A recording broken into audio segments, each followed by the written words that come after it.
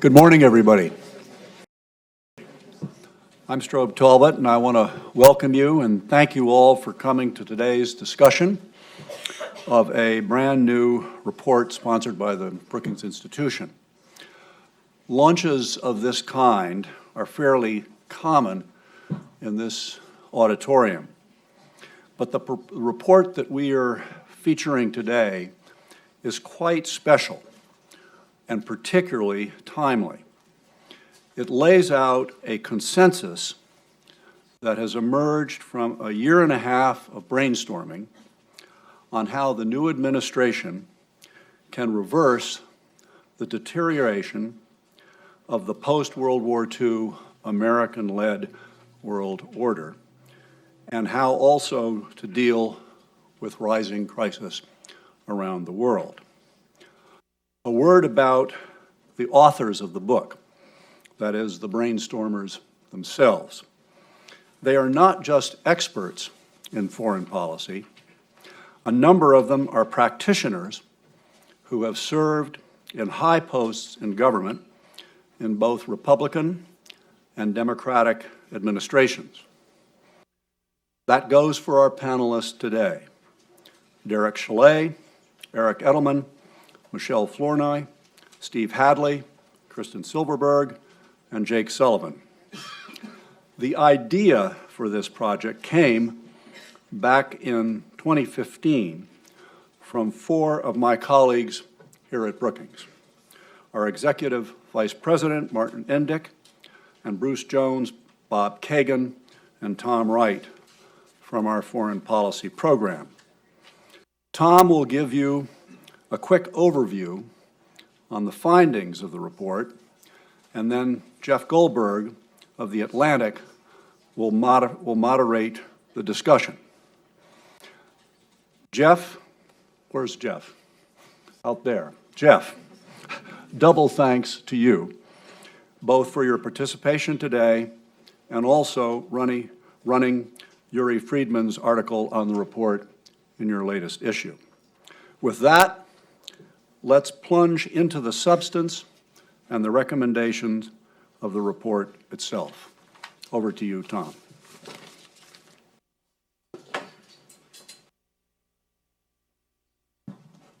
Thank you very much, Strobe. I think you all have copies of the report. It's 63 pages long with 37 footnotes, so I don't intend to walk through it line by line, nor do I intend to talk through the executive summary line by line, because I think that's 6 or 8 pages long. But what I'd like to do is to talk you through a little bit of the logic of the report, of our discussions over the last 18 months or so. We hope that this report provides a bipartisan blueprint for the Trump administration as it crafts its national security strategy.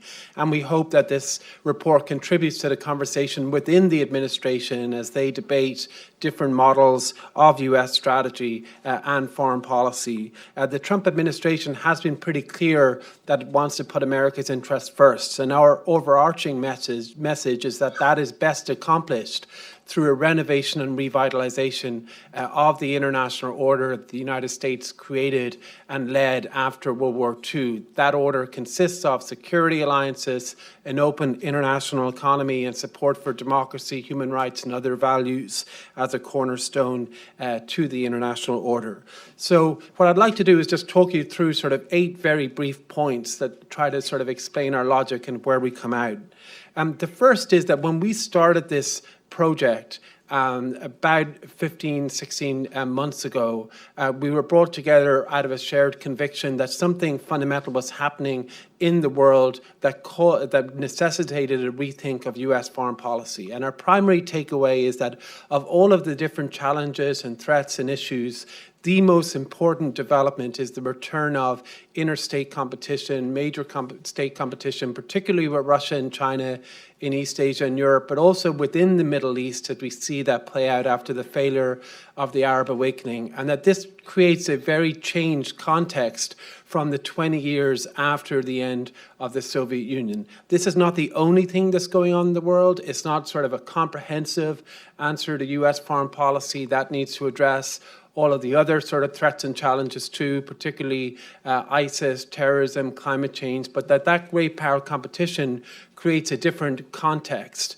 that really we need to grapple with, that the 45th president, whoever they turned out to be, would need to address, because it challenged some key assumptions of US foreign policy after the Cold War. The second point is that we also recognize that there was growing domestic dissatisfaction with the international order, with America's global role, and that these concerns were not imagined, that they were real and that they were based in reality, that there was legitimate question marks around US foreign policy, particularly because of the ambiguity about what is America's purpose, that now that the Soviet Union has gone away, why is the United States engaged in protracted and difficult conflicts that don't seem to come to a successful resolution. And perhaps most importantly of all, the international financial crisis of 2008 and 2009, which for many people destroyed sort of the value proposition of internationalism, the notion that the international economy would work to their benefit, would work in favor of prosperity and economic growth. And so those questions are real, and those are ones I think that we have to address, and we try to address in the report, that the future of internationalism or the future of support for the international order must take those on board.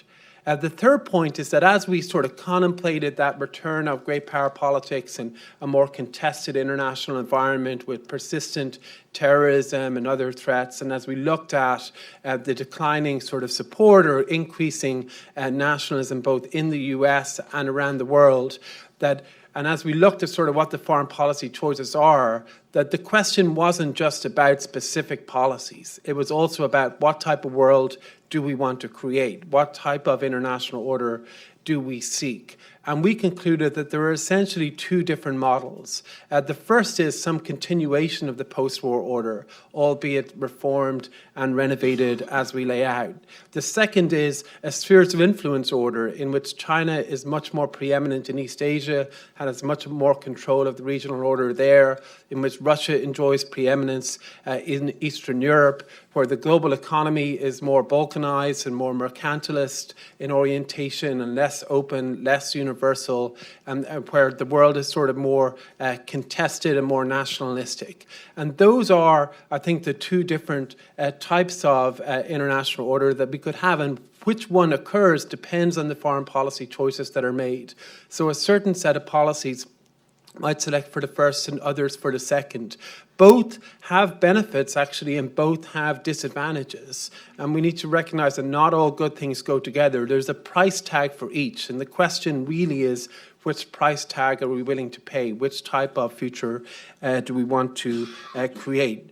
The fourth point is that as we looked at that choice, our view very strongly was that the United States would continue to support the post-war international order, that is a preferable outcome over sort of a spheres of influence, more sort of 19th century approach. And the reasons for that were several. The first is that the spheres of influences order is actually, or any order that's based on spheres of influence is inherently unstable, largely because the lines of demarcation are blurred. And the transition from what we have now to that model is likely to be extremely fraught and extremely difficult. There is simply no roadmap for how that could be accomplished in a stable way. And that the levels of cooperation that we see and the economic growth that we see around the world, low as it is, that all of that will be detrimentally impacted by an erosion or an unraveling of the post-war order. And so all of these questions need to be looked at relatively. It's not just the international order, good or bad, but it's relative to the alternatives. And we believe that it continues to offer strong benefits, and particularly relative to the alternative.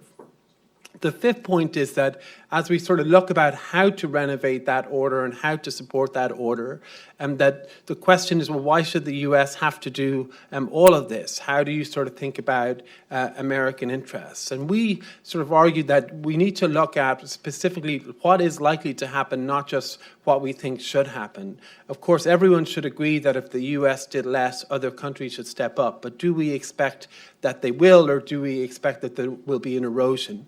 And as we look at sort of the the challenges to the order, what are those systemic challenges and what are sort of not systemic. There can be specific problems that seem small and marginal, like the rise of ISIS initially maybe, that actually turn out to be quite systemic and quite important. And so it's not enough just to distinguish between core and peripheral interests. We need to take a more sort of holistic approach of understanding the threats to that US-led international order. The sixth point is that our strategy, and the title of the report, which is Situations of Strength, Building Situations of Strength, is a quote by Dean Acheson from 1947, where he was trying to explain that the United States would work with like-minded countries to try to build healthy regional orders. And it was only at that point, after those situations of strength had been established, that the US could deal with adversaries and negotiate from a stronger position than maybe it would have been otherwise been the case had it started out by negotiating with the Soviet Union. And we believe that that provides for a very good template for today, that the Trump administration should focus on building US positions of strength with like-minded countries in the security front to deter revisionism and to push back in East Asia, in Eastern Europe, to try to play a constructive role in building a positive equilibrium in the Middle East that transcends maybe just narrow notions of US interests, and also on the economic front that I will come back to. The penultimate point, just in terms of where we come out in the report, is that one of the very significant questions is, if the US is sort of engaged in a more geopolitically competitive world, how do you do so in a way that doesn't create a spiral of tensions? How do you do so in a way that it does preserve stability but also advance US interests? And we say very clearly that we need to recognize that there are certain occasions where the US may disagree with other powers, but those disagreements are legitimate, and the US should try to constructively engage and accommodate them in some way, and other occasions where the US should push back. And the line we draw is that when a rival power tries to change territorial borders or fundamental principles of the international order with force or coercion, the US should be uncompromising and push back quite strongly. Not in a tit-for-tat way on every single problem, but by trying to change the overall strategic situation so those endeavors fail and the international order is reinforced. On those occasions where other countries advance interests that may be opposed to US interests, but they do so in legitimate ways and through legitimate avenues, the US should be more accommodating and more constructive. And the Asia Infrastructure Investment Bank or One Belt, One Road are sort of examples that we cite here. And finally, we place a great emphasis on economic power and really on the role of economic power in US national security strategy. We believe that there's a lot that can be done here. The threat of a financial crisis is always on the horizon. The Trump administration needs to be prepared to have a cooperative international approach to respond to that. It needs to recognize that a strong national economy, which is a priority of the president, requires a healthy global economy. And then for all of the issues that President Trump has with the international economic order or with China or others, it makes sense to work with like-minded countries to address those problems. So whether it's Chinese state-owned enterprises or various distortions of the market or a race to the bottom, that there are ways to work with European countries, to work with allies in Asia to try to build situations of strength to negotiate collectively with China and others. So that's sort of a broad outline of where we come out. There's many specific recommendations in the report. I hope you all get a chance to read it. And with that, I will turn over to Jeff, who will lead a panel discussion. Thank you very much.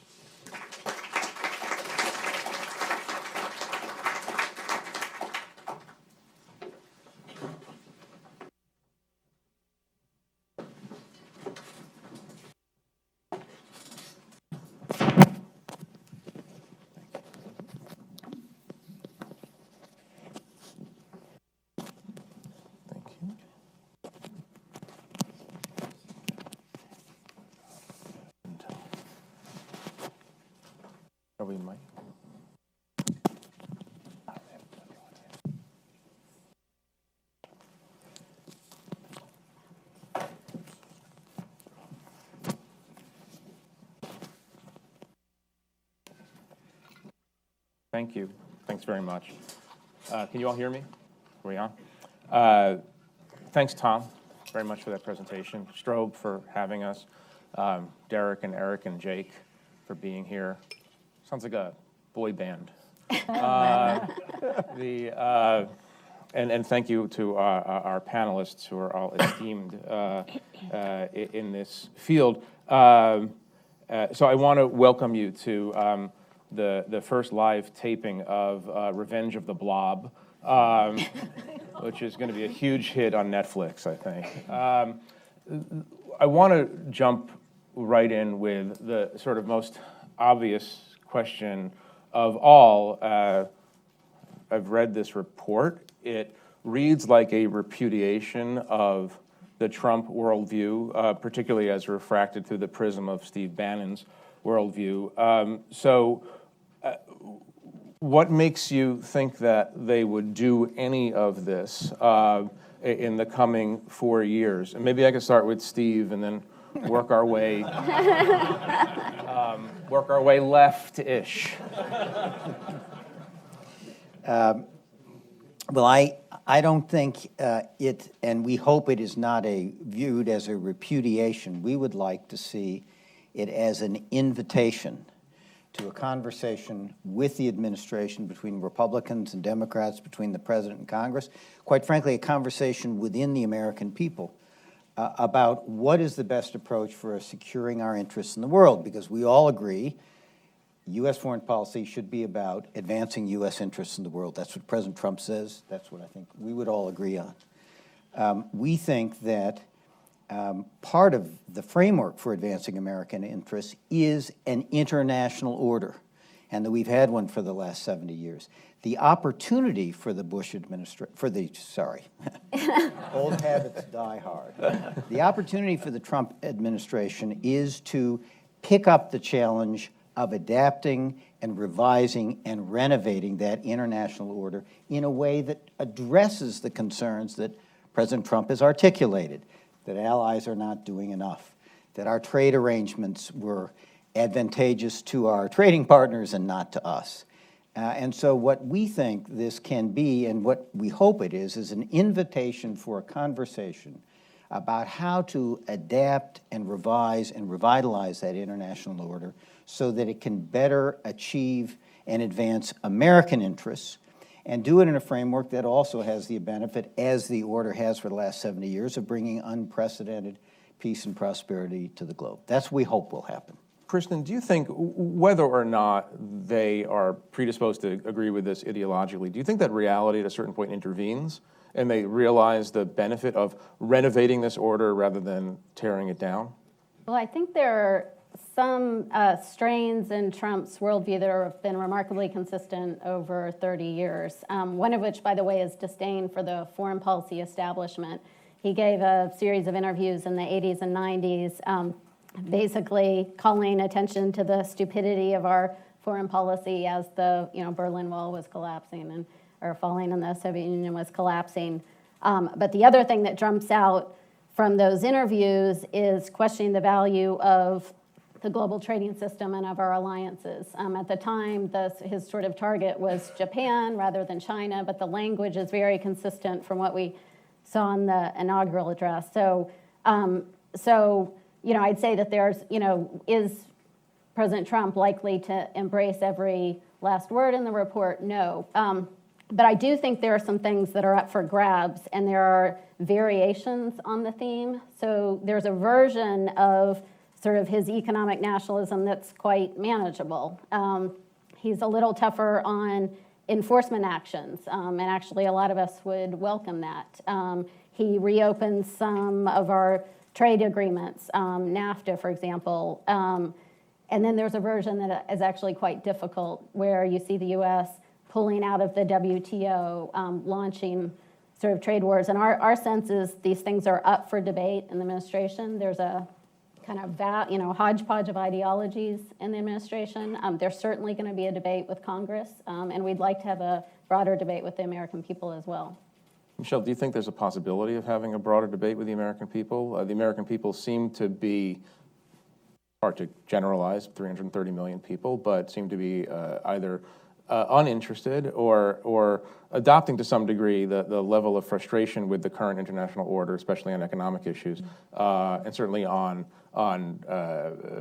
free rider issues that Trump articulates. You think there's a possibility that this is going to be an open question? And then you could obviously grapple with the things that he said. I don't think the American people are disinterested. I think they are increasingly dissatisfied and disturbed. I mean, I think they have expected, globalization was originally painted as a universally good thing, and it has had many benefits for all of us, but it's also had some downsides. It's created dislocation in certain sectors of the economy and so forth. And there's also a sort of aging of the knowledge. I mean, the sort of understanding of the post-Cold War or post-World War II institutions that the United States architected and the benefits to us of the United Nations and the world and the WTO and NATO and all of these things. I mean, there's now, that's the folks who lived through that and appreciated the value, the ways in which those institutions sort of embodied American values and interests. That there's a whole new education process that has to be undertaken, and many of these institutions need to be adapted and reinvigorated to meet new realities. But I wanted to just touch on your first question, which is I do think that when a president is actually in the Oval Office and comes into the Situation Room having to deal with a global crisis, one of the first things that he or she will realize is no matter how powerful America is, it's very difficult to deal with these crises alone, that we really need our allies and partners. And so this notion of investing in situations of strength, working with our regional allies and partners to create the conditions from which we can deal with these bigger challenges is really, really critical. And just as an issue of pragmatism in dealing with the realities that this administration can confront, I think they're going to, at least in practice, they may not call it this, but in practice, they're going to come around to some of what is recommended here. Are you under the impression that he has the disposition or personality to approach allies in a humble fashion to ask for their assistance? Not framed that way, but I think, look, I think I'll give you you a look chance, at the Steve. You'll range get your of people chance. who have been appointed to very senior and we hope influential positions over time. These are people with deep experience in the value of practical, real-world value of working with our allies and investing in those relationships. So I think he will be advised, and I think hopefully over time will come to appreciate that. Already the tone about NATO, for example, during the campaign, and the tone we just heard in Munich and at the G20 and at NATO has changed substantially. So, we will see. Before I go to Martin and before I go to Steve to allow him to throw more shade in my direction, I just want to announce that when Michelle gets up in 45 minutes to leave, it's not because she's repudiating the foreign policy establishment. She has another appointment. Although maybe it'd be because she's also repudiating the foreign policy We'll establishment. try to look as disgusted as Yeah. Just storm out of here if you don't mind. But Steve, you want to respond to that at all? I mean, I would note that at the G20 in Munich, et cetera, it was not Donald Trump who was making these reassuring statements. It was people a lot of us already know who come from what you might call the establishment or have come up traditional ways to these positions of power. Well, I think Michelle is right that the tone has changed, and the tone has changed in terms of also President Trump. I mean, a lot of skepticism about the EU, and yesterday he says the EU is a great thing if the Europeans want it. So I think there has been a change. The people John McCain said it was one of the most impressive national security teams he's seen. But they are people, some of whom have come from outside the process. And I think we really, it speaks well for President Trump that he has selected as cabinet officials people who have independent stature and who are people who will speak truth to power. It speaks well for him that that's who he wanted to surround himself. Look, we're 5 weeks into this administration. And there is an administration, they barely filled all the cabinet positions, and all the positions next level down in foreign policy and national security are empty. So there's a void out there, and a lot of things are going to go around. And what I say to people is, we need some strategic patience here. This is an insurgent movement that captured the presidency. It means there's going to be a lot more turmoil and dislocations in foreign policy, and it's going to take them time to get their people in place, to get their processes in place so that these cabinet secretaries begin to participate in the discussions that are going on in the White House until they get their policies out. So I think it's going to be some months before we're really going to know what this administration looks like. Martin, do two things. One, respond to Steve and give us your assessment 5 weeks in of how they've organized their foreign policy, national security policy. And then in the next half hour, and then answer this question, which I don't think is an easy question. Did the foreign policy establishment fail over the last 4, 8, 12, 16 years to explain to the American people the value of international alliances, the value of multilateral trade agreements? I mean, how did we get here? And I'll give that question to the rest of you in a second, but maybe, Martin, if you could do these two things to start. Well, I think Steve's use of the word strategic patience indicates something, that it's all very much in play and in flux. But it's also highly contested within the administration.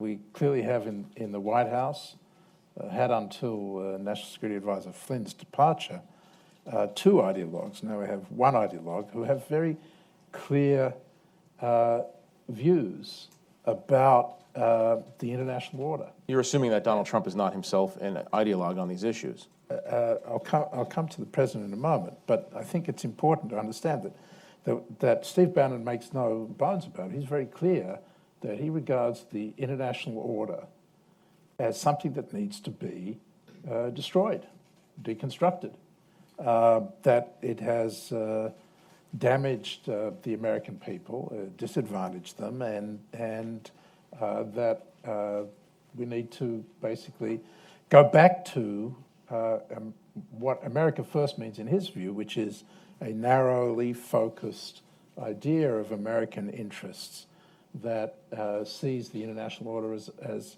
a problem rather than an advantage for American interests. And what we're saying in this report, as both Republicans and Democrats, is it's really a full-throated attempt to say, no, the international order serves the interests of the American people. The alternative is one that will be highly contentious, full of conflict, and very dangerous, and in the end, very bad for the American people. And there are, I think now, a preponderance of high-level cabinet officials in the national security field who actually agree with us. But how it actually is going to play itself out, we're going to discover every morning as we wake up. The danger in this uncertainty is that there are the other powers who don't share our interests in the international order are stepping up very quickly. We heard it from Vladimir Putin's foreign minister at the Munich Security Conference. Lavrov talked about a different world order, one in which Russia and the United States would effectively divide up the world, along with the other major power, China, into kind of spheres of influence. Well, spheres of influence, if we go back to that kind of world, it's going to be full of conflict. And the weaker powers are going to be, their interests are going to be subordinated. And the spheres of influence are going to be contested. And it's going to be a highly conflictual world. On the other hand, China is stepping in and saying, you don't want to lead the international order, we'll lead it. We'll be in favor of a rules-based international order. We think that's a great idea, except it'll be Chinese rules, not American rules, not liberal rules. And so while we sort things out here, while the administration sorts out where it wants to go, and indeed the president is going to have to decide, ultimately, the international environment does not just stand still and wait. And so we have to be conscious of that, and that's part of the reason why we've come out now and tried to make the case very strongly for this. Can you do the? I tried to avoid that. I know you did, but try again.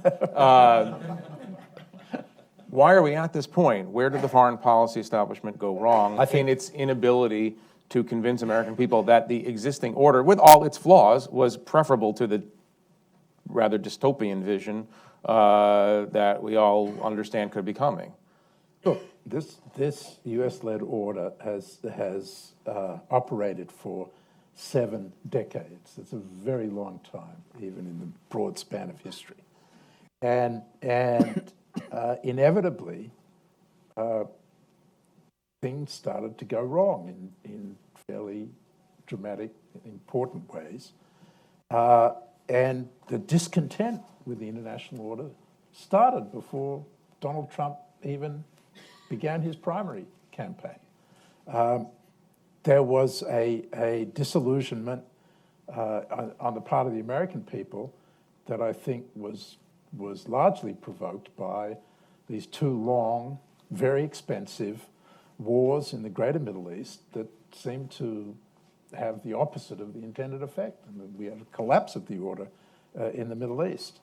So I think that the overall discontent, including with the way in which other powers like China were taking advantage of trading arrangements at the expense of American workers, which was happening before Donald Trump came along and pointed it out. All of those factors, if Hillary Clinton had been president, she would have taken a hard line. Jake may disagree with this, but I believe she would have taken a hard line on China's trading policies similar to Donald Trump. So we're not saying that the international order was by any means perfect. What we're saying is it is better, much better for the American people than the alternative. It needs to be renovated, not torn down. Could you all deal with this question in turn? How do you convince people that this is worth saving? And what was the breakpoint? Was it the 2 wars that sort of just sent this around the bend? At the origins of the order, so in the early post-war years, the case for it was very straightforward. We needed a system that would prevent conflict. On top of that, we are a major manufacturing power. We are producing 1/3 of the world's goods, and we needed growing export markets. In the sort of second phase of the order, the sort of post-Cold War phase, U.S. leadership was cheap, so we didn't have to have that debate with the American public. We've now entered the phase where U.S. leadership is expensive and costly, and where the case is less apparent. And so on that, I don't really disagree actually with, when the Trump administration says basically we're getting less out of this than we used to. I think they have a perfectly reasonable case on that. We are not making the case that the current order is perfect or that it's cost-free. We're making the case that it's much better than the alternatives. We're making the sort of relative case. And it's not clear to me that the American people are just responding to what has gone wrong, to sort of the Iraq War. In a sense, they're responding negatively to what went right. So the fact that we have growing economy, growing emerging markets around the world, and that they are taking a larger share of the U.S. manufacturing base, that's part of what's leading to this sort of discontentment with, for example, global trading rules. But that actually was built into the design of the order from the beginning, is that we wanted a growing global economy. So I think actually Tom Wright said it correctly. I think the discontent's a function of 3 things. One, what really held the international order was the threat, the existential threat posed by the Soviet Union. And that's something people understood and rallied around. When the Soviet Union went away, a lot of the, I think, energy and the stuffing went out for the defense of the liberal international order. Then we had the protracted engagement in the Middle East, which continues despite our efforts to descend into chaos. And then we had the financial crisis and a very, very long, slow recovery which we're still not out of. And those things together, I think, put the pressure on it. Look, the elite is very good at talking to itself. We're not so good about talking to normal Americans. That's what political. Could you not leaders- insult our audience, please? You know, They look very normal to me. I'm insulting myself. You know, I know my limitations. And that's what political leaders do. And so if this debate is going to go on with the American people, it's going to have to be done by our political leadership. That is an opportunity for President Trump. I think it's also an opportunity, and I'm going to sound very old-fashioned here, for the Congress of the United States. There have been times in my life, there have been times in history when particularly the Senate of the United States has been the focus of a national debate. You know, in the first half of the 19th century, the issue was slavery, and that issue got debated in the United States Senate. During the Vietnam period, you know, there was a national debate led by the Senate on Vietnam. I would love to see the Congress of the United States decide that it is going to, through a series of hearings and proceedings in the country, to have a national debate about America's role in the world and answer the question that Tom posed and Martin posed about which model is better for American interests. It's time we have this debate. And finally, we need to start educating our young people. They don't teach civics anymore in high school. You know, people don't, you know, I was at a meeting yesterday and someone said, the president, when you ask students who was president during World War II, the plurality was Ronald Reagan was president during World War II. So part of it is this is part of a broader problem of educating our young people in terms of basic civics and some understanding of how the world works, how the markets work. We're not doing that anymore, and we are paying the price. Michelle, let me sharpen the question for you a little bit. I'm wondering if you can answer this. Is the Trump, I don't want to call it Trump doctrine yet because we don't know this. I was saying, what is it? Well, tell me what Well, that yeah, is. first we'll figure out what the Trump doctrine is, and then Right. then we'll ask the question.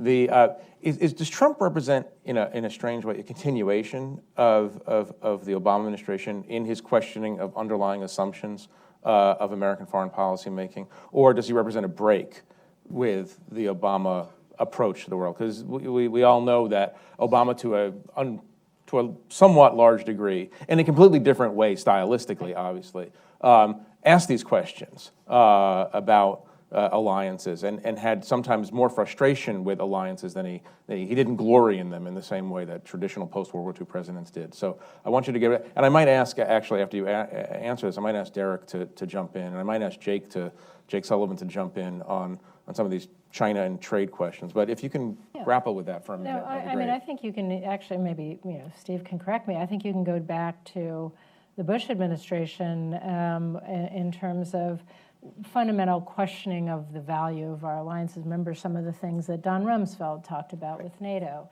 I think there were certain elements of the orthodoxy, if you will, that President Obama, I think, rightly re-examined and questioned.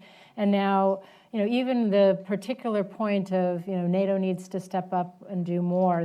People need to meet the 2% target and so forth. You know, I think that's my old boss, Bob Gates, went to Brussels repeatedly making that point.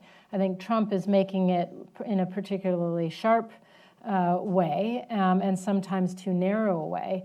But I do think, you know, Americans, if you polled them today, they would say both, we don't want to operate alone in the world. We value alliances when we have a problem to deal with. But yes, we want our partners to step up and do more. We want to have fair burden sharing. I think the thing that we have to do in engaging the American people is really be smarter in how we frame the choices. So if you go back to Afghanistan after 9/11, overwhelming consensus that we needed to go in to prevent Afghanistan from being a safe haven for international terrorists who would attack the United States. So the choice is, would it have been better for us to just do that alone?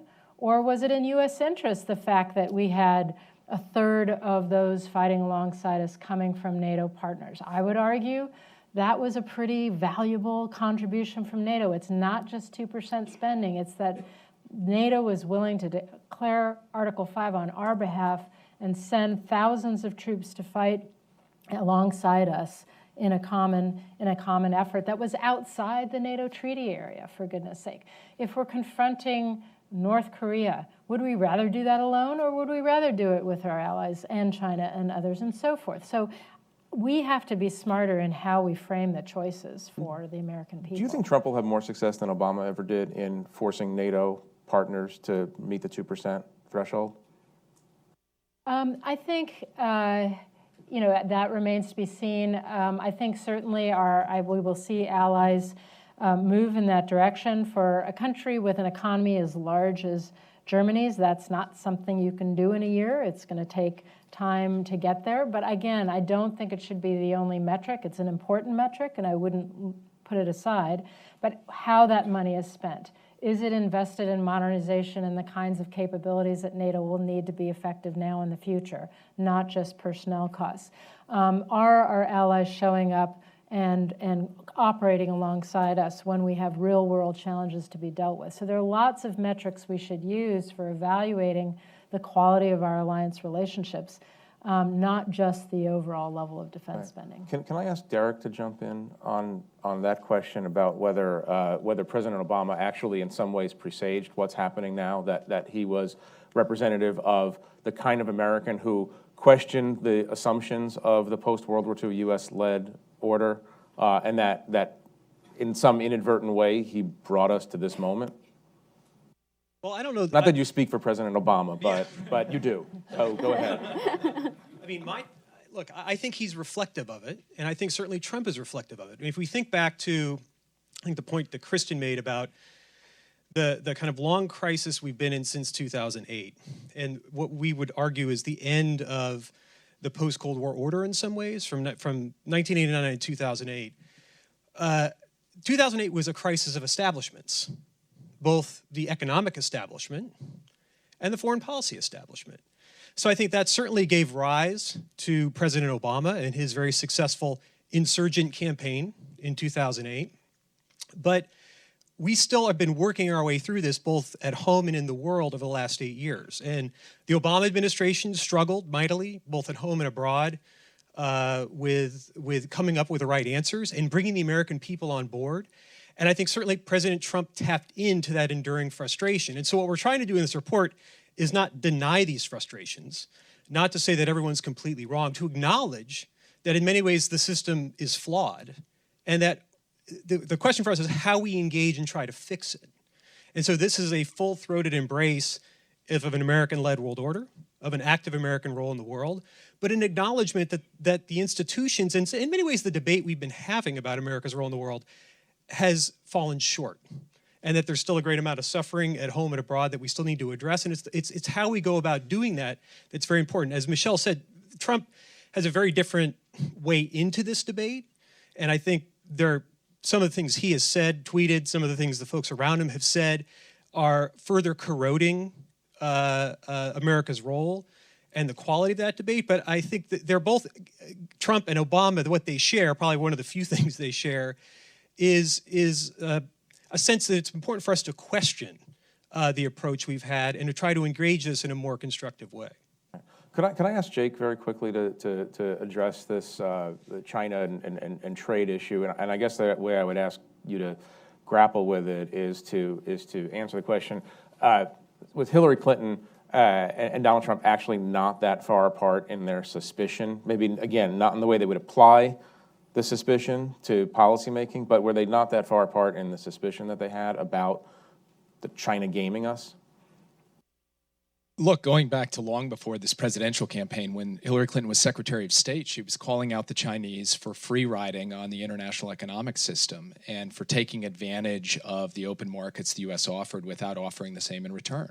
She was talking about reciprocity as a senator from 2000 on. So she's had a longstanding view that the United States needs to do more to enforce the rules of the international economic system to protect our interests and the interests of the American worker and to hold other countries like China accountable. But I do think that there is a significant and fundamental difference between her view and Donald Trump's view.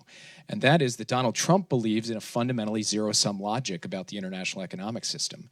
If China is benefiting economically, that means they're getting gains that we should be getting, and we're losing. Hillary Clinton believes that if the rules are properly enforced, there can be a positive sum outcome in which a strong, thriving China is in the interest of the United States, where we are going to benefit even as they benefit. So that's pretty core. And that goes to the core of the things that we are arguing in this report. And I think the difference between what you heard from Steve Bannon at CPAC yesterday and what we're arguing in this report is that just throwing up walls and declaring nationalism as the only order of the day is not a long-term strategy for America's security or prosperity. That's a pretty fundamental difference, even if in the execution of particular trade policy vis-a-vis China, Hillary Clinton would have taken a very firm line. Are you saying that it's in America's best national security interest to actively fight against the wave of populism that's sweeping across Europe? I mean, is that going to be... I absolutely believe that. I mean, I think But how do you do that when you seem to have a White House that embraces that populism? Well, I think that there are two aspects to this. Now I'm going to make you a spokesman for Trump, by the way. One is to make the pragmatic case, which this report makes, that if you want to protect America and American citizens, and you want to promote greater prosperity and a greater chance of taking on the very challenging economic environment we find ourselves in globally, this is the right way to do it. That's a pragmatic case. But I think that there's another case that we need to make it as well, which goes to the core of who we are as a people, our national character, and what it means to think about being an American in a world in which there are very large problems and we have capacities, working with our allies and partners to go out there and solve them in ways that are going to make us better off and make everyone else better off. And I think we have to do a better job, not just of making the practical evidence-based case for this, but also making a case that goes to our history and our national DNA and says the United States has always tried to step up to big moments and big challenges in the world and represent something more than just a practical question of what's going to be good for us, but a values-based question of who we are and what kind of world we want to see and what kind of community we want to build here at home as well. Thank you, Jake. I want to continue on a line that Jake has established here to talk about the fact that America does have capacities to influence the direction of events in different regions of the world. And I want to talk about three different issues that are addressed in this report. All of you can speak on behalf of the report, but I want to start with Martin and ask you a pretty simple question. Is the two-state solution really dead or totally dead? If you what would you, as Dr. Frankenstein, do to revive that process? if you did a word search in this report, you will not find the words two-state solution. In fact, although we devote a section of the report to the Middle East, we do not argue that the president should make this a priority. Here too, we have a disagreement with him since he seems to have decided that his son-in-law at least should make it a priority. But the reason that we take that view, by way of answering your question, is that there are 6 simultaneous crises going on in the Middle East. There is a collapse of order, failed states, failing states, and deep conflicts. The Israeli-Palestinian conflict is one of those. But if you want to try to solve that one, you need to address some of the fundamentals that have impacted the course of these conflicts. And the strongest recommendation we have, which I think actually President Trump is also pursuing, is that we need to restore the trust with our traditional allies, Israel, the Sunni Arab states in particular. And on that foundation, we need to start to put in place effort to restore order. Containing Iran is part of that strategy, and working with our allies in the region and partners in the region on that. If we were to succeed on those two fronts, then circumstances would improve for dealing with the Israeli-Palestinian conflict. Plus, there would be time which is needed for political changes to take place in Israel and on the Palestinian side. As things stand today, the leadership and politics in those two political entities, Israel and the Palestinian Authority, do not lend themselves to any kind of effective negotiation that can lead to compromises. Go into that in great detail, but take it from me, because I worked with John Kerry in trying, and the principal lesson was American will alone cannot solve this problem. It needs the parties to be willing and capable, politically capable of making the necessary compromises. And President Trump's desire to make this deal in itself is not going to be enough. He'd be better off focusing on the other problems in the Middle East and coming back to this one later. Let me turn to another even more important subject, Russia. One of the, and I want to get you to talk about your recommendations to the Trump administration on Russia, but one of the, I thought I would start with Steve and Kristen, and maybe Eric Edelman as well. One of the most flummoxing aspects of foreign policy observing in this last period is to see a Republican Party that had always been steadfast in its skepticism about the Kremlin's intentions in the world, suddenly divide on this question, where you have the Breitbart wing of the Republican Party not aligned with the traditional Republican view. And so I'm wondering if maybe, Kristen, if you want to start, explain the origins of this new dynamic, because it is one of the bigger mysteries in foreign policy making these days. And then maybe you all can jump in and talk about, Eric too, talk about how you would ideally like to see a Trump administration that might not be so enamored of Vladimir Putin handle this situation. I assume that the president is drawn to the idea of some cooperation with Russia around the idea that they would be good partners in our fight against terrorism and ISIS in particular, and maybe there's some kind of psychological appeal to another kind of strong man who, as Trump said, is sort of in control of his country. There's sort of the ethno-nationalism that might appeal to some parts of the Trump administration. But I think that the president's posture on Russia throughout the campaign and in the post-election period are going to make it much harder that he can actually work any kind of agreement with them. I mean, it's not clear to me that the Russians actually need anything anymore in the transaction with us.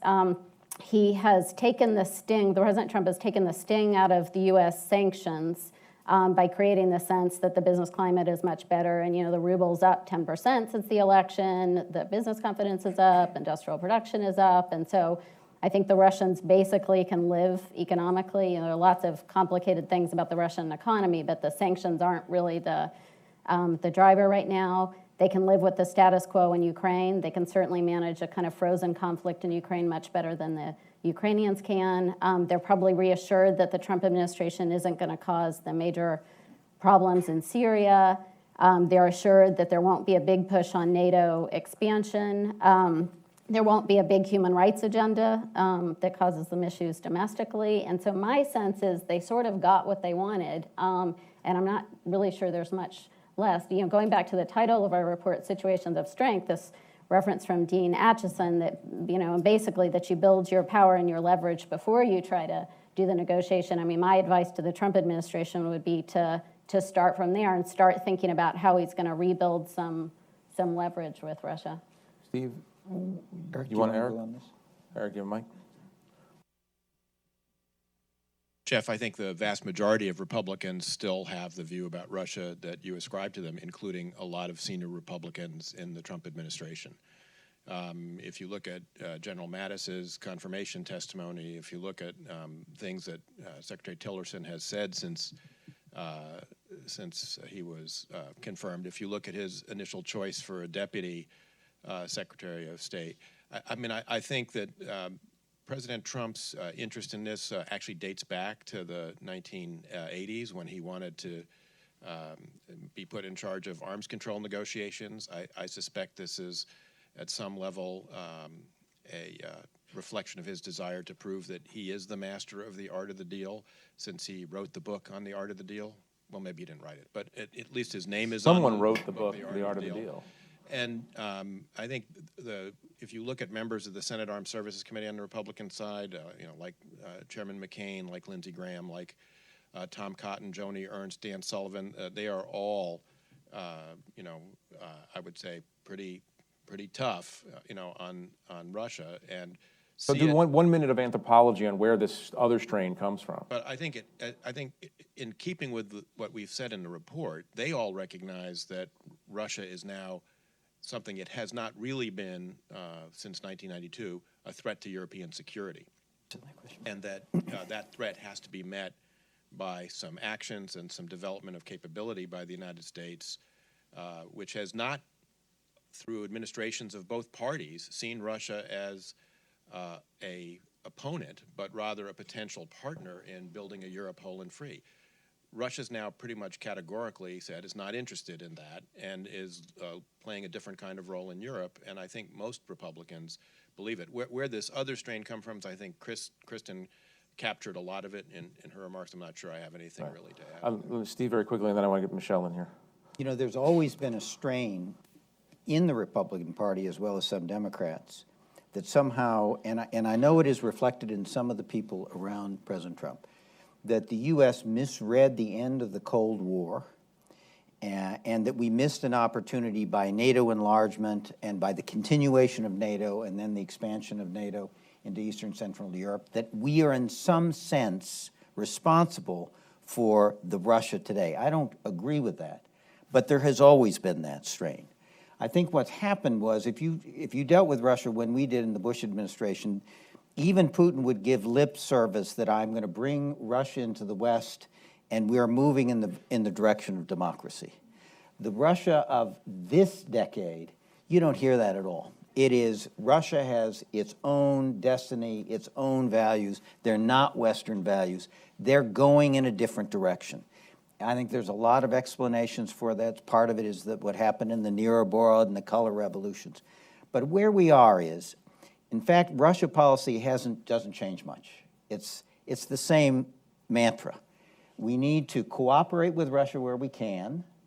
We need to confront and stand for our principles where we disagree, but manage those disagreements in a way that doesn't push the relationship into confrontation and conflict. And the question is, how do you weight those things? And I think that President Trump has come in thinking we ought to weigh up the cooperation piece. I think he's getting an education in terms of events about how difficult it is to President Putin. And what we recommend is that because President Putin has seemed to get his way, I'm not arguing the facts, has seemed to get his way in Crimea and Ukraine and in Syria, there needs to be a period of time where we create those positions of strength, reestablish some deterrence and some clear limits. And at that point, you'll be in a better position to engage President Putin and see where there are areas of cooperation. That's the recommendation we've made. Coming out, just let me sharpen this just for a second. Kristen made the point persuasively that Donald Trump talks about a deal with Russia, but it's not quite clear anymore that there's anything that they really need desperately from us. So talking about coming from a position of strength through this report, what is it that we have, that the United States has, to offer Russia that would moderate their behavior? Let me do Michelle on that if you can. Yeah. Well, I think the real question is, what is the objective of a deal? The objective should not be just to reduce tensions. because, I mean, yes, we'd all like to see tensions reduced, but we have to safeguard American interests first. So a deal in Syria that sells out our interests would not be, a deal that in Ukraine that sells out our interests would not, but reduces tension would not be advisable. So I think we have to think hard about what is truly in American interests. And we also have to be pretty clear-eyed about Russian intention. I mean, just not reflecting the report, but a personal view. I think this administration's or the president's position on Russia defies rational explanation and can actually end up being quite dangerous. It is not clear-eyed. I think it's one of the reasons we need What's the specific danger? thorough investigations into the nature of Russian activity and intervention in the election. I'm saying this as an analytic point, not as a partisan point. It doesn't all add up, and we have to understand exactly what happened.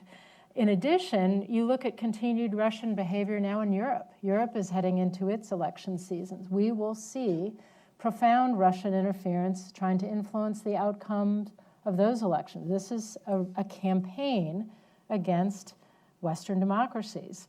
You look at what the order that Russia would like to see. It's not what we describe in this report. It is back to the traditional sphere of influence of the former Soviet Union.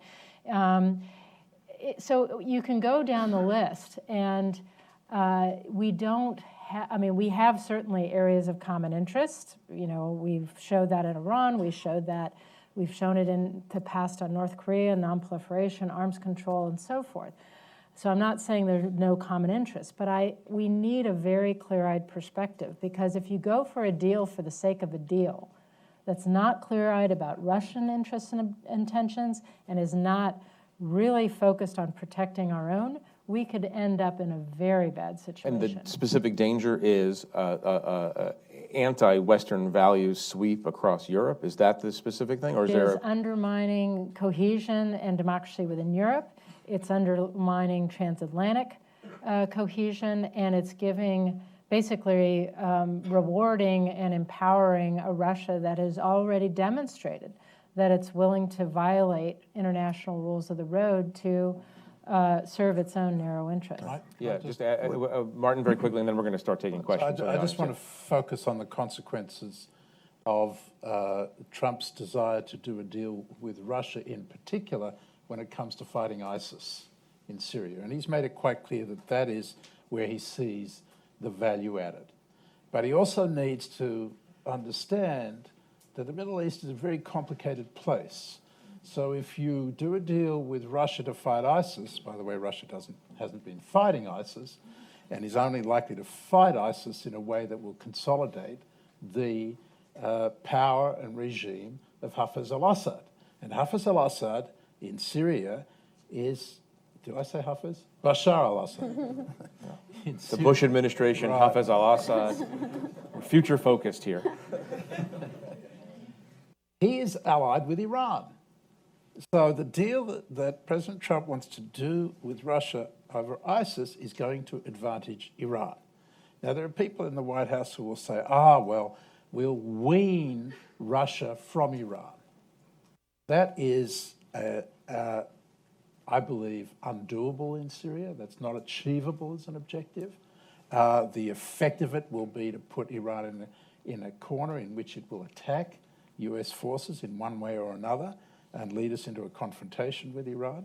And the challenge here is not to do a deal in which we try to wean Iran from Russia, but that we try to wean Turkey, our NATO ally, from Russia.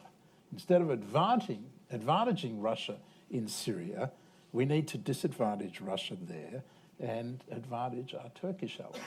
So it's all, you know, there's a profound consequence in the actual deal that he wants to make in fighting terrorism. Yeah. I want to go to questions now. If you raise there are mics.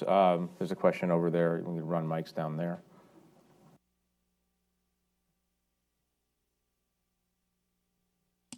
And just identify yourself and make it short and make it really in the form of a question. Rafael Leal with the Brazilian Embassy. What should the U.S. do about North Korea? What will the U.S. do with North Korea, in your opinion?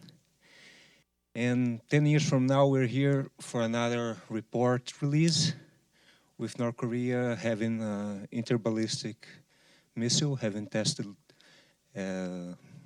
interballistic missiles from submarines. What will then, or what could the U.S. do then? Thank you. Steve, do you want to start on North Korea? No. Steve, I'm asking you to start on North Korea. I tell you, this is a real hard problem, and it is going to be, I think, early on the agenda for the Trump administration, and I don't envy them. It's going to do, one of the things, it's going to show them the dilemmas of dealing with China, because while you want to confront China over the South China Sea, you need China to deal with North Korea. So one of the things they're going to learn is that they're managing the relationship with China is going to be very complicated. Secondly, it is good that China seems to be increasing economic pressure on North Korea in terms of the decision they made to stop taking North Korean coal. I'll believe it when I see it, that really is pushed to the point of having some real traction. If we're going to get China to put more pressure on North Korea, we're going to have to convince them that it's more dangerous for China if North Korea has a nuclear weapon and the ability to deliver that in the United States, primarily because what the United States and our allies will do in response, which China will not like. We're going to have to convince China that it's more dangerous for them to have North Korea with this operational nuclear weapon program and the ability to deliver it than it is to worry about the consequences of pressuring the North Korean state if it goes into decline and the refugee flows and all the rest. That is not where China is now. They think the danger of an unstable North Korea is much worse than a North Korea with a nuclear weapons capability. We're going to have to change their calculus. I think we're going to have to do some very tough-minded things to enhance deterrence. I think we're going to have to do some things militarily up north in the northern part of South Korea that reduces North Korea's ability to hold Seoul and the area of South Korea at risk to rocket and artillery attacks. I think we have to build up ballistic missile defense to protect our allies, and I think we have to do the same thing here at home and be willing to take the position that if North Korea launches an ICBM, an intercontinental ballistic missile, in our direction, even as a test, we will take it out. I think we're going to have to get much tougher in terms of enhancing deterrence in order to convince China to use its pressure and in order to convince North Korea that maybe some kind of negotiated outcome where it gets rid of their nuclear program is in their interest. I think, two administrations now, in the Clinton administration, the Bush administration, tried to do a deal with North Korea. Neither of us could hold them in the deal. I'm not optimistic. Michelle, very quickly, is this administration, based on your analysis, ready to confront a North Korea challenge? Do you think they have the systems in place and the personnel in place? I mean, they need more than the cabinet in place. They need to get their senior deputies and policy people, they need to fill out the ranks, and they need to have a ordered National Security Council process that's really prepared to manage national and international crises and frame options and decisions for the president. And I think Martin may have made this point earlier. I mean, the world doesn't wait. This is something that the administration may feel it wants 6 months to put in place, but the world may not wait that long. So it is of the utmost importance that they start filling out those positions and they start creating a more disciplined, ordered process. And I personally think the appointment of H.R. McMaster is a very good step in that direction. I expect, given his past track record in leadership, he will move towards establishing that kind of process if allowed. Yes, sir, over here, Frank. Thanks very much. I'm Garrett Mitchell. I write the Mitchell Report, and I want to come back to Stephen Hadley's notion of a national conversation, and and ask it in this way. Given three sets of circumstances, the first being a populace that is increasingly uneducated civically, the lack of civic education. Second, a Congress that is divided in a way that makes the kind of Senate-led conversations around the Vietnam War look like we were peaceful with each other in the Congress at this time, at that time, as opposed to now. And third, that we're doing this in both this conversation, your report, and the suggestion of a national conversation, it seems to me, is sort of in analog form at a time when what we know and how people are conversing, and nobody knows it better than Donald Trump. Can we move to a is question, this. though? I'd like to get a question out. It is whether, given those three factors, what's the likelihood that a Senate-led national conversation is going to work with those three factors at play? Well, I think there is a core, and I've talked to them, a core of Republicans and Democrats in the Senate who are willing to work together to provide this kind of leadership, and I think we should all be encouraging them. Secondly, I think there is an awareness about the need for civic education of our population. We need to be doing that. And third, the media and that you describe about should be turned as a vehicle for provoking both the dialogue and the education we're talking about. And there are ways to do it, and there are organizations that are starting. The Council on Foreign Relations, of all things, is actually starting through their online education program to use technology to get this kind of education and debate going on within the population in our schools and universities. We need more of that. So, you know, I'm a policy person, which makes me having to be an optimist congenitally, as opposed to intelligence people who are all pessimists. So I've got to be optimistic and say, I think it can be done, but it won't get done if we don't start. And let's start now. There's a question back there, and then we'll come over. Yeah, right there. Thank you very much. Larry Checo, concerned citizen. I'll leave it at that right now. It was asked sometime during this conversation that what went wrong with 70 years of established world order. I would posit that a lot of it has to do with poor governance and corruption, and that finally people all around the world have gotten tired of being, excuse the expression, screwed by their governments. They're not being moved forward. They're being left behind. What's your question? I think Donald Trump is a function of that. Does that hold any water with any of you up on there? Sure. Yes. Kristen? Yeah, no question. And I think, I think the sense that government has existed to serve elites, I mean, even setting aside the kind of raw corruption, but just the sense that governments have been captured, there's no question that that's playing, and it played into Donald Trump, and it's playing into movements all over the world. I guess the question you have to put back is the kind of this economic nationalism, is that as an alternative more or less likely to address that problem? I'd say it's less likely to address that problem. Actually, it's that economic nationalism is what really allows companies to, corporations or particular actors to capture goods from their government. And that actually sort of economic openness, transparency, free markets actually are the best antidote to that. Come over there. Hi, this follows up on this last question. My name is Phil Ayer. I'm a retired Navy, interested in the international financial system corruption as it affects national security. To what extent does the panel believe that, excuse me, that threats to U.S.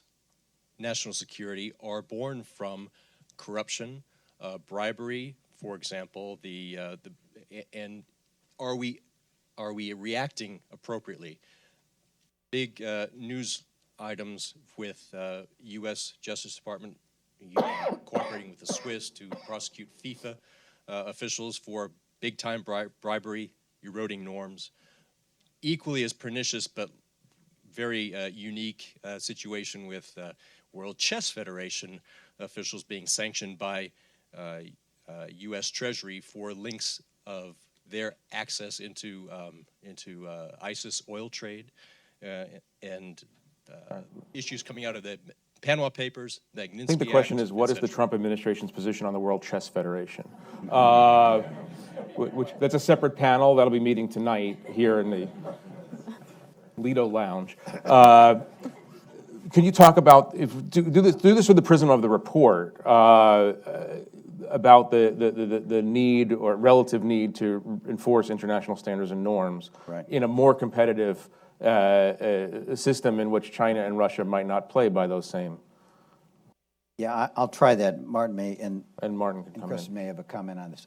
I don't think that kind of corruption threatens the national security of the United States directly.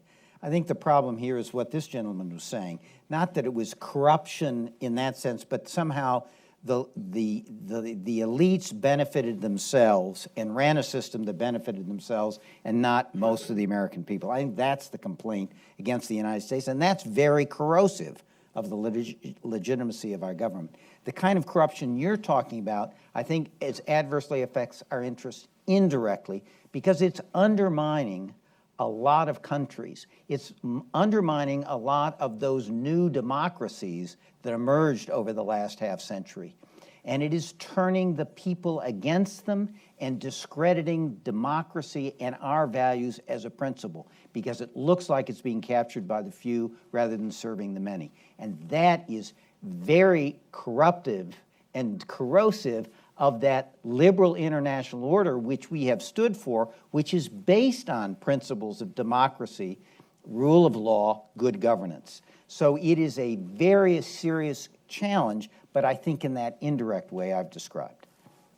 We have a crisis of governance. I think that more than anything else has fueled the insurgency movement that put Donald Trump in the White House. And there's an urgent need to address that here domestically, leave aside the challenge in terms of national order. And unfortunately, and it's very worrying that Trump and Steve Bannon seem to believe that the best way to deal with this crisis of governance is to tear it down.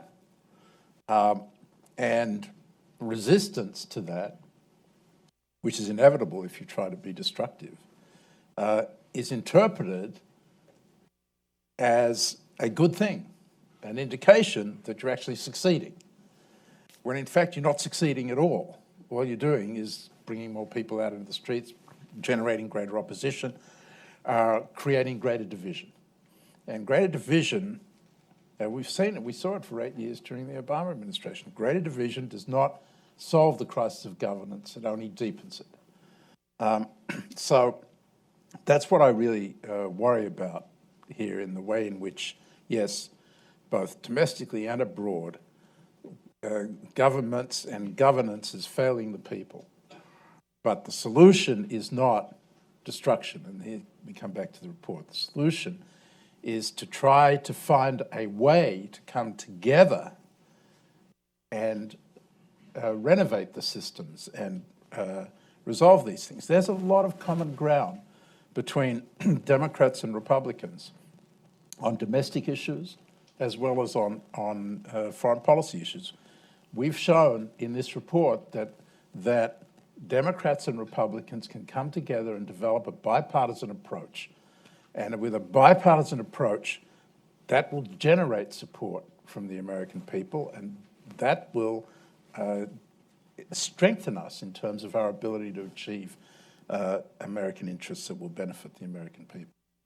So I think that just to bring it back to the report, we are offering an alternative way forward that I think will be far more productive than the destructive instincts that seem to be dominant, at least for the moment, in the White House. Right here. Oh, and over here, and then over here. That gentleman, and then here. Thank you. Lou Gagliano.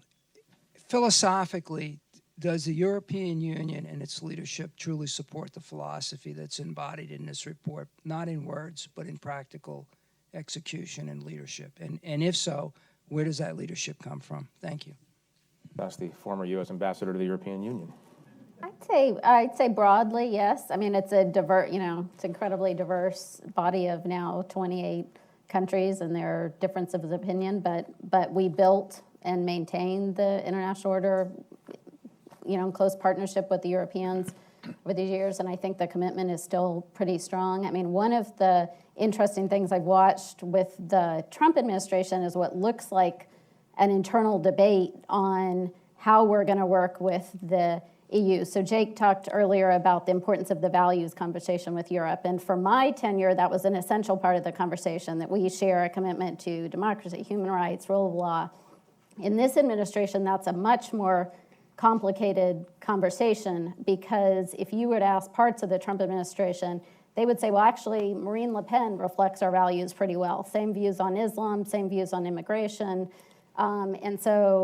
So my sense is actually the conversation with Europe might be more productive if it's very pragmatic. So are we better off dealing with the European Union with a strong and unified Europe, or are we better off dealing with now 28 different countries? Are we better off dealing with a Europe with a single market with our largest trading investment partner, or would we be better off with a kind of populist, nationalist, national front system that's sort of, Marine Le Pen is running on protecting French companies from competition, including from U.S. exporters. So I'm hoping that the comments, Steve talked earlier about the president's public comments embracing the EU, and I'm hoping that that's indicating that there's some reflection internally about where kind of U.S. interests actually lie in Europe. Do any of you see any evidence that this administration so far embraces traditional American foreign policy values, such as advancement of human rights, advancement of democratic ideals,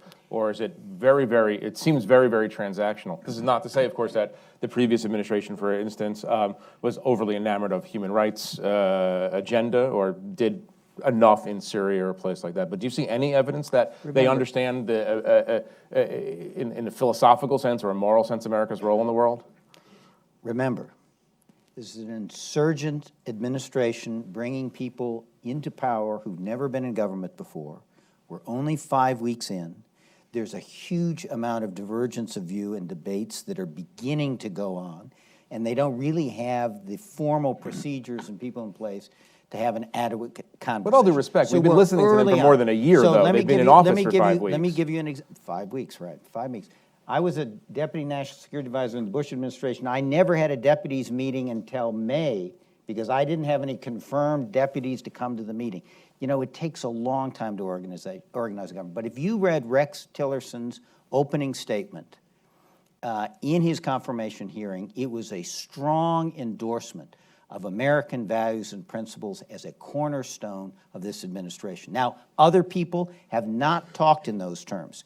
And there will be a discussion, I think, in this administration about what is the role of traditional American values. Does Rex Tillerson have any power? Pardon me? Does Rex Tillerson have any power? Yeah, you guys, he's been confirmed for 3 weeks, and people are already deciding that he's going to be a dead letter for 4 years. I mean, this guy is an engineer. If he said in his testimony, I'm an engineer. I learn the facts. I follow the facts, and I then make decisions. He's never been in government before. Please give him a little time to learn his job before you pronounce him dead on arrival. Or we should go. There was a woman down here. Yes, thank you. Hi, Stephanie Zabel. I'm a student at SAIS. So my question is just, we've seen a lot of democratic backsliding in our allies all over the world and pulling away from the international liberal order. So what does that mean for us, and how do we deal with it?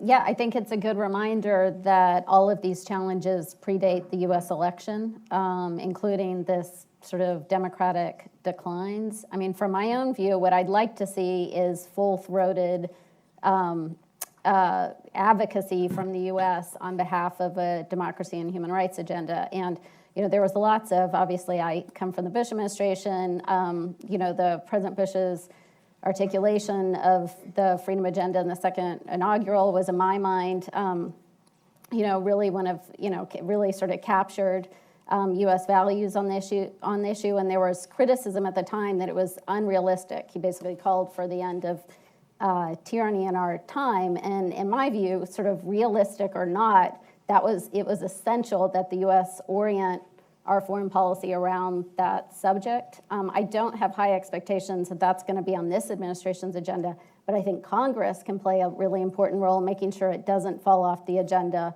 altogether. And that's everything from scrutinizing foreign aid.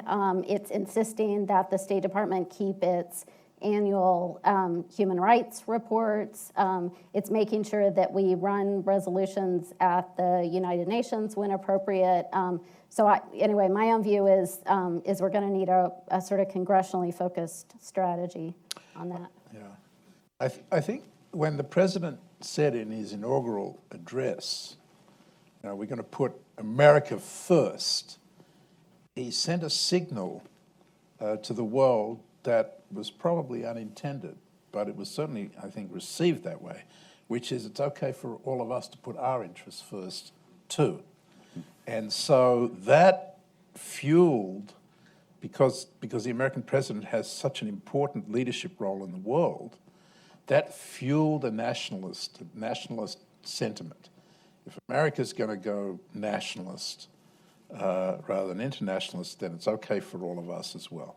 And I think there's that together with a kind of disillusionment about the freedom agenda that President Bush promoted, has combined to create another form of erosion of the liberal international order in favor of this kind of alternatives that are being advanced either by Russia and China. So I think it's a very important reminder that American values that are actually universal values when it comes to freedom and human rights and rule of law are the underpinning of the international order that serves American interests. And it's important for people to understand that American interests are better served by a liberal international order that's underpinned by these values than they are by a narrow definition of American national interest that has such a profound impact on the way the rest of the world operates. Steve, we're going to give you the last word today, and the question the question is that this is a very good report. It's written by, you're welcome. It's written by 10 of the most brilliant national security and foreign policy thinkers in America. The question is simple. You're launching this out of Brookings. Launch presumes that it goes somewhere. How do you convince President Donald Trump that the international order, come back to my original question at the beginning of this, how do you convince President Donald Trump that the international order is something worth saving, renovating, but saving as opposed to tearing down? What are the chances of success for this report? We'll see. What we know that there are people, as other members of our panel said earlier, there are people in the administration who believe in liberal international order and would agree to the notion it needs to be renovated. And we hope we have given them both arguments to use and a blueprint for how that might be done in a bipartisan way. Secondly, President Trump is meeting with a lot of foreign leaders, and some of those foreign leaders are making a case for American leadership, American values, and for that liberal international order. He's hearing that from some Europeans. And so he's learning. This is a man who seems to be a listener, seems to be willing to learn. And then thirdly, I think there needs to be a conversation in the American people more broadly about what is America's role in the world, because I think that will also have an impact on what happens in Washington. So, you know, we hope to have contributed to that debate, to give some ammunition to those who argue with us for a renovated international order, and we'll see where it goes. Thank you very much to all of you. Thank you to Tom and Derek, Eric. Thank you all for coming. Thank you.